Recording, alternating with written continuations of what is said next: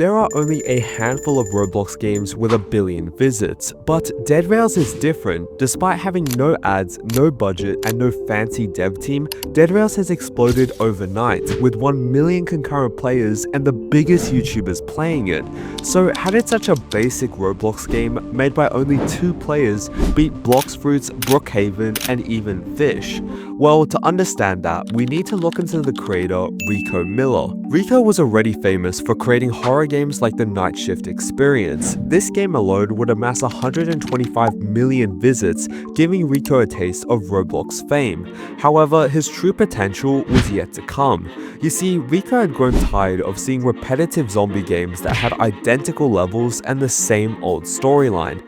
There was a clear market gap, so he eventually decided to partner up with a programmer named the Mima Monkey to create Dead Rails, a brand new idea that combined zombie survival with trains, where players would have to fend off monsters and work together as a team. Dead Rails took just a few weeks to finish, releasing on January 2nd of 2025. But whilst you might expect the game to be an instant success, no one played it. The developers barely promoted Dead Rails on social media except for a single post on the dev forum, leading to 0 active players in the month of January.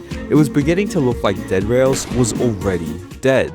But by some miracle, the game would be noticed by a giant Roblox channel called Sunny and Melon with over 1 million subscribers. This attracted thousands of curious viewers who were instantly hooked by its unique gameplay, resulting in numerous videos being uploaded to YouTube and TikTok.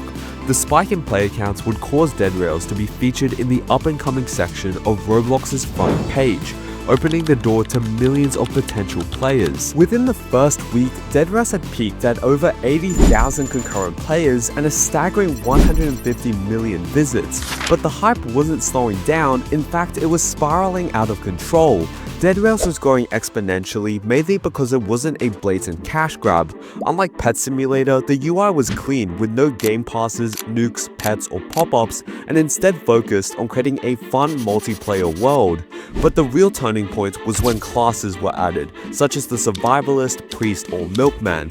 These roles would unlock special abilities and weapons that could help the team progress. Moreover, this structure would force players to rely heavily on their teammates, requiring problem solving and communication skills, ultimately making the game super fun to grind with friends and enabling Dead Rails to maintain an impressive average playtime of 18 minutes, whereas typical Roblox games can only hold players for 8 minutes. Finally, there was an actual reason for people to stay. Additionally, the train would often throw players into unpredictable situations where the stakes were insanely high.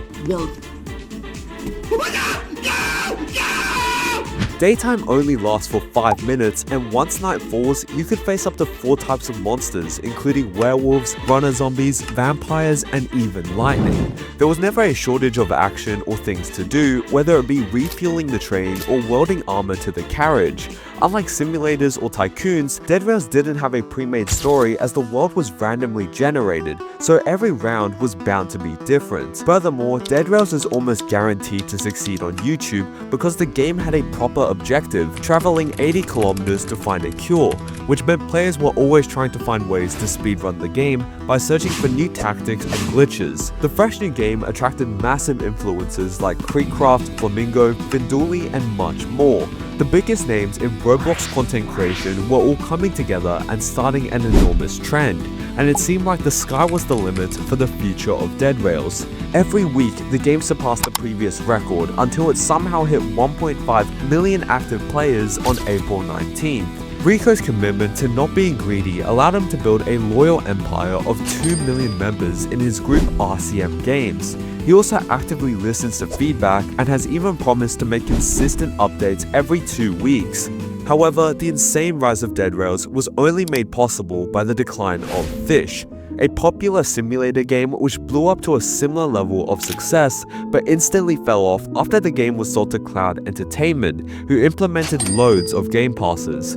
From over 1 million players to approximately 40,000 users, Dead Rails stole many frustrated players from Fish and created one of the most dedicated communities on Roblox. Although Dead Rails has been called out for not deserving 1 million players, sometimes an old style is what makes a game stand out.